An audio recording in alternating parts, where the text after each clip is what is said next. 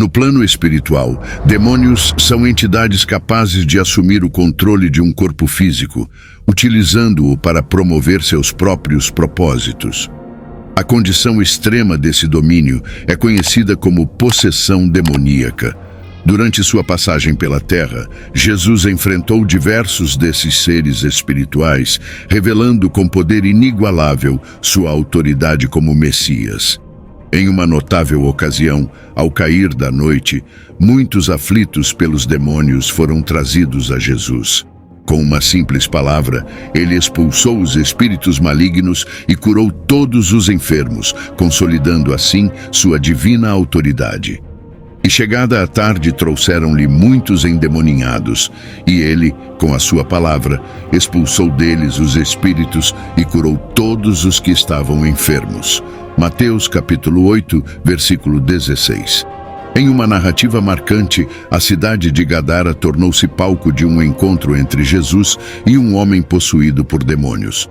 Embora as escrituras variem nas denominações da região, seja ela Gerasa, Gergesa ou Gadara, o fato é que aquele pequeno povoado às margens do lago testemunhou a manifestação do poder redentor de Cristo.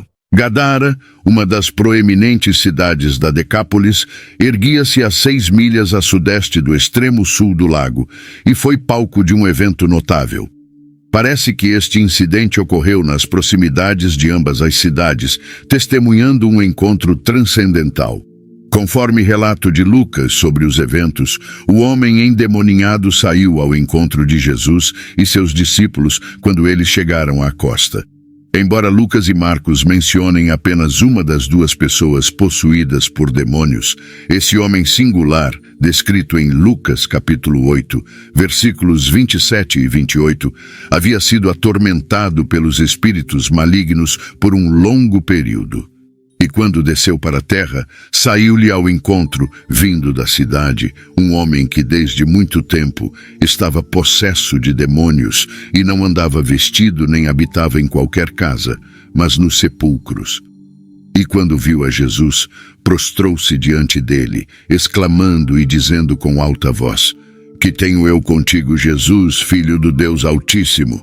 Peço-te que não me atormentes." Despido de vestes e habitando entre os túmulos, ele reconheceu a presença de Jesus, prostrando-se diante dele e clamando em alta voz: "O que você tem a ver comigo, Jesus, Filho do Deus Altíssimo? Eu imploro que não me atormente." O diálogo tenso entre o homem atormentado e o Salvador revela a magnitude do poder divino que estava prestes a ser manifestado naquele local peculiar. O habilidoso médico Lucas detalhou os sinais reveladores que indicavam a possessão demoníaca deste indivíduo.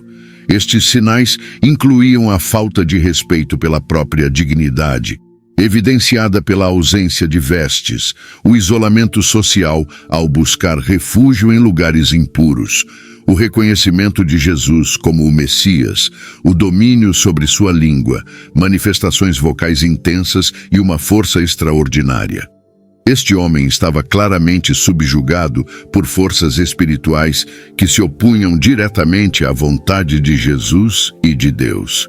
As entidades demoníacas que residiam nele confessaram a divindade de Jesus, embora não fosse um ato de adoração, mas sim um apelo desesperado por misericórdia diante dele, reconhecendo-o no papel de juiz. Seu clamor era uma tentativa de evitar a iminente agonia de ser precipitado prematuramente no abismo.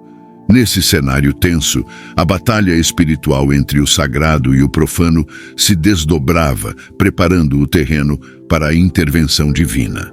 Este desafortunado indivíduo buscava refúgio entre os túmulos, dominado por um espírito impuro, como se estivesse perpetuamente imerso em um espetáculo fúnebre, alheio à sociedade dos homens e residindo entre os mortos.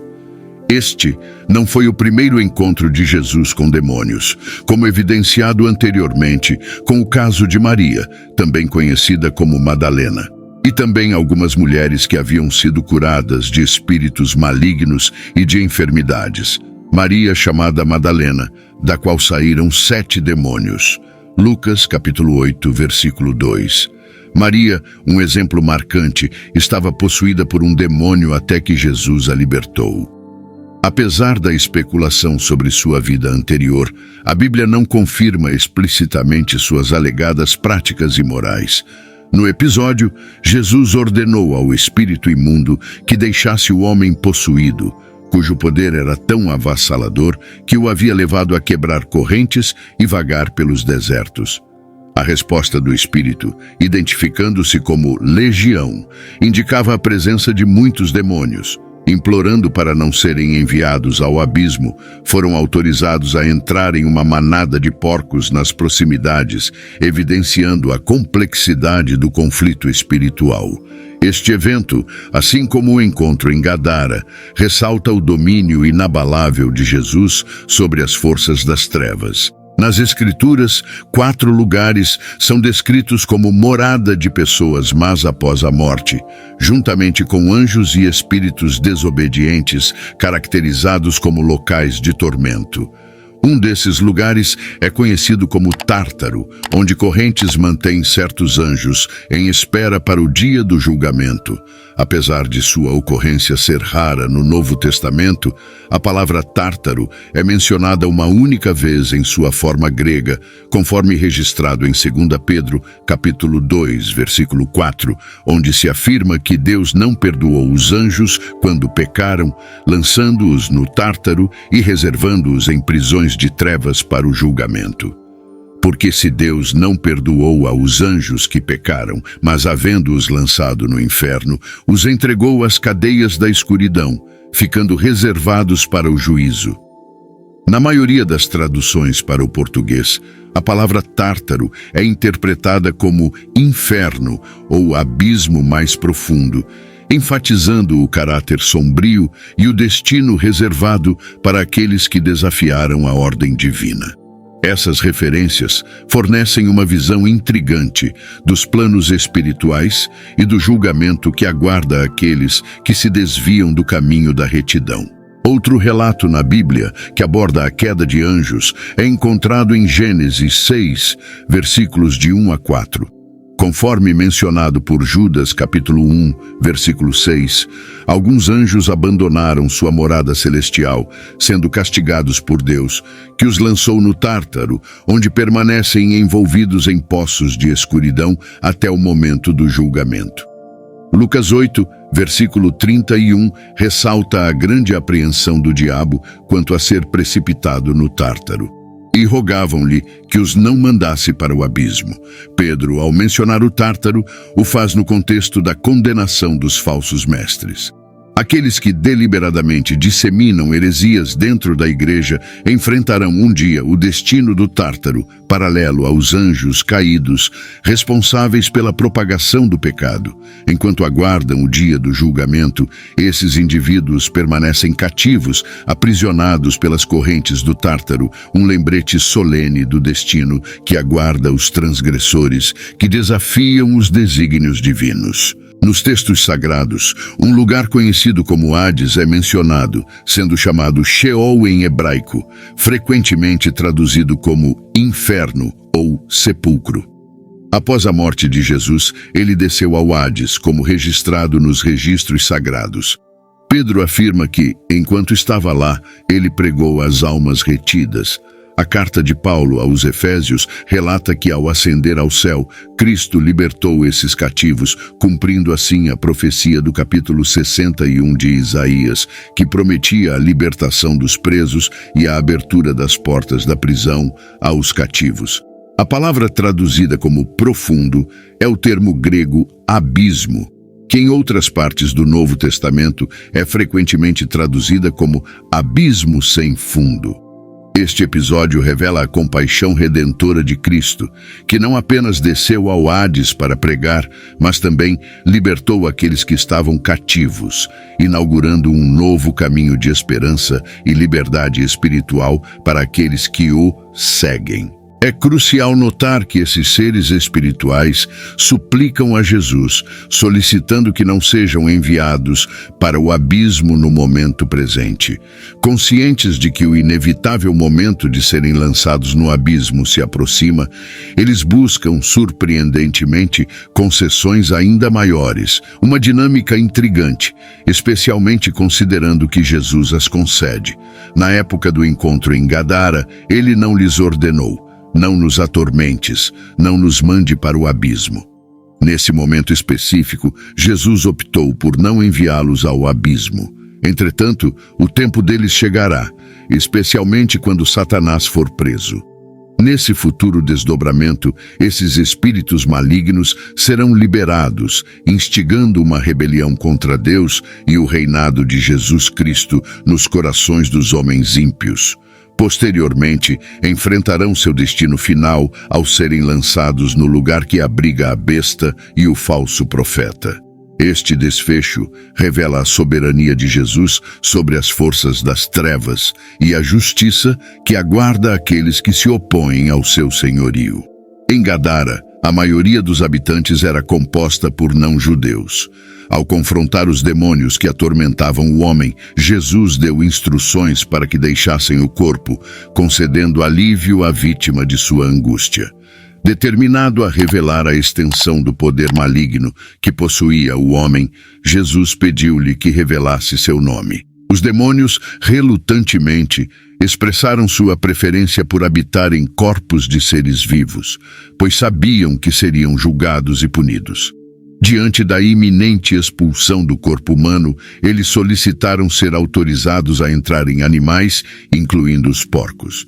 Jesus, em sua compaixão, atendeu ao pedido, mas por fim, os demônios foram responsáveis por suas ações, resultando na perda das vidas dos porcos, que se precipitaram descontroladamente em direção ao lago íngreme e se afogaram. O incidente proporcionou uma confirmação dramática e visual do poder de Jesus sobre os demônios, evidenciando sua autoridade para libertar os oprimidos do domínio das trevas. E tendo saído os demônios do homem, entraram nos porcos, e a manada precipitou-se de um despenhadeiro no lago e afogou-se. Lucas, capítulo 8, versículo 33.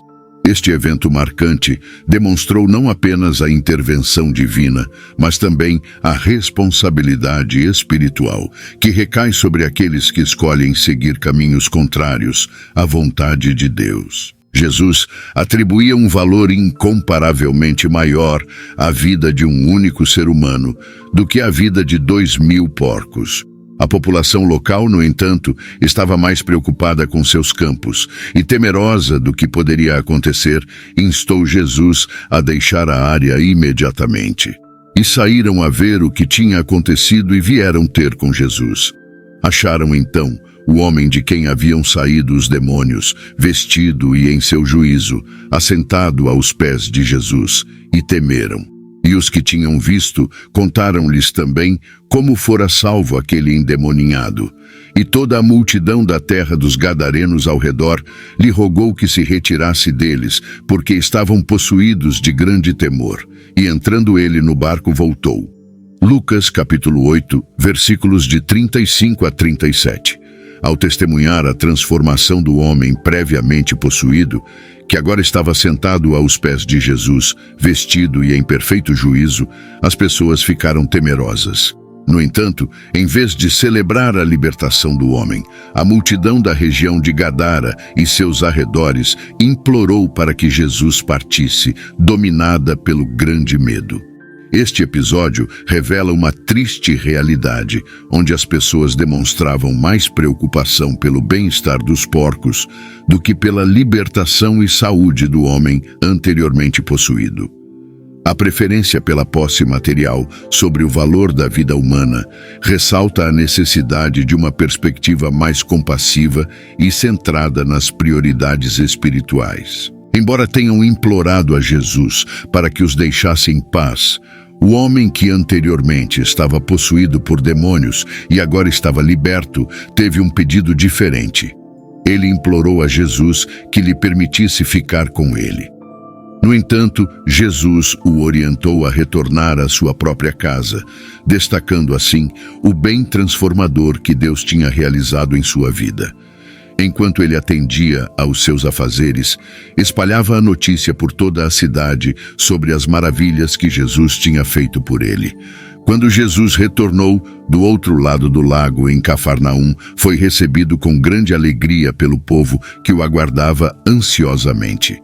Esse contraste revela uma dicotomia marcante. Enquanto em Gadara pediam-lhe para sair, em Cafarnaum a multidão o esperava com expectativa. Essa recepção calorosa sugere que o homem anteriormente possuído talvez não fosse originário de Gadara, pois ao receber a ordem de proclamar a misericórdia de Deus entre seus amigos, ele fez isso na Decápolis, conforme registrado por Marcos. Satanás e seus demônios persistem na busca por perturbar a obra de Deus e enganar todos aqueles que puderem. E não é maravilha, porque o próprio Satanás se transfigura em anjo de luz. Não é muito, pois, que os seus ministros se transfigurem em ministros da justiça, o fim dos quais será conforme as suas obras. 2 Coríntios capítulo 11, versículos 14 e 15. A Escritura adverte que Satanás, o qual se disfarça como anjo de luz, é habilidoso em enganar, e seus seguidores também se disfarçam como servos da justiça. Entretanto, o desfecho dessas obras está determinado pelo juízo divino. A orientação bíblica nos exorta a sermos sóbrios, equilibrados e autocontrolados, permanecendo alertas e cautelosos, pois o inimigo, o diabo, ronda como um leão faminto, ansioso para devorar.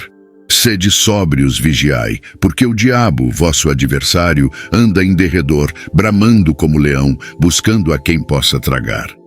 1 Pedro capítulo 5, versículo 8. Demônios são descritos como espíritos malignos, também chamados de espíritos imundos. O livro do Apocalipse revela a derrota de Satanás, o grande dragão e antiga serpente, que engana e seduz todo o mundo habitado, sendo expulso juntamente com seus anjos. E foi precipitado o grande dragão, a antiga serpente, chamada o Diabo e Satanás, que engana todo o mundo. Ele foi precipitado na terra e os seus anjos foram lançados com ele. Apocalipse 12, versículo 9. Essas passagens destacam a importância de permanecermos vigilantes contra as artimanhas do maligno, buscando a orientação divina para resistir às investidas enganosas de Satanás e seus servos. Atacar cristãos e entrar em conflito com os santos anjos são apenas algumas das atividades associadas a Satanás e seus seguidores demoníacos. Diante do fato de que Jesus já havia expulsado demônios ao longo deste evangelho, surge a questão do porquê Lucas escolhe narrar outro exorcismo neste momento específico. Este episódio apresenta características exclusivas que merecem destaque. Em primeiro lugar, este exorcismo é notável por ser o primeiro ocorrido em território gentio, situado em Gerash, a leste do Rio Jordão. Isso destaca o crescimento do ministério de Jesus em termos de alcance, ampliando sua obra para além das fronteiras tradicionais. Em segundo lugar, esse exorcismo envolve mais de uma possessão, representando uma experiência mais intensa do que outros eventos similares que ocorreram anteriormente.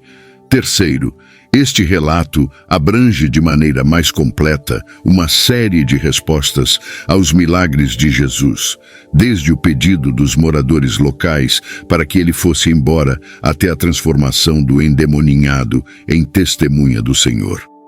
Este milagre é o terceiro de uma série de 4, cada um representando uma esfera diferente de atividade, abrangendo a natureza, os demônios, as doenças e a morte. Finalmente, este milagre é único, porque envolve não apenas seres humanos, mas também criaturas terrenas, os porcos. O abate desses animais tem um propósito significativo ao ilustrar o tipo de destruição total característica da atividade demoníaca. Embora os demônios em si sejam invisíveis, sua presença nos porcos destaca o perigo que representam. Essa narrativa oferece uma visão mais abrangente e impactante sobre a natureza e o alcance do ministério de Jesus, demonstrando seu poder sobre as forças espirituais malignas que ameaçam a humanidade. A descrição minuciosa do homem possuído por demônios destaca o poder destrutivo dessas entidades malignas. Isolado da sociedade, ele vive sozinho, sem vestimentas nos túmulos. O relato revela como ele foi repetidamente aprisionado, usando cordas, correntes ou ambos, apenas para quebrá-los e permanecer incontrolável. No contexto do mundo romano, uma legião representava uma companhia de milhares de soldados. Ao enfrentar esse exército espiritual, Jesus participa de uma batalha significativa, não apenas em número, mas em poder. A história de Jesus realizando um milagre nesta passagem desencadeia diversas reações. Os demônios, apesar de reconhecerem o poder de Jesus, buscam criar caos entre as pessoas. Conscientes de sua iminente derrota, eles esforçam-se para infligir o máximo de dano possível antes de serem derrotados. Enquanto isso, a população local reage, pedindo a Jesus que deixe a área, indicando um temor diante do extraordinário poder demonstrado.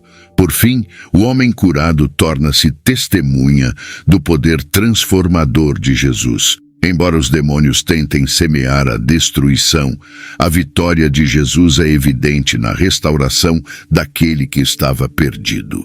Essa passagem ilustra não apenas o confronto entre o divino e o maligno, mas também a redentora capacidade de Jesus em trazer cura e libertação, mesmo em meio à resistência das forças adversas. O homem curado destaca quão desamparada uma pessoa pode ficar sem Jesus, especialmente quando está acorrentada por forças mais poderosas do que ela mesma.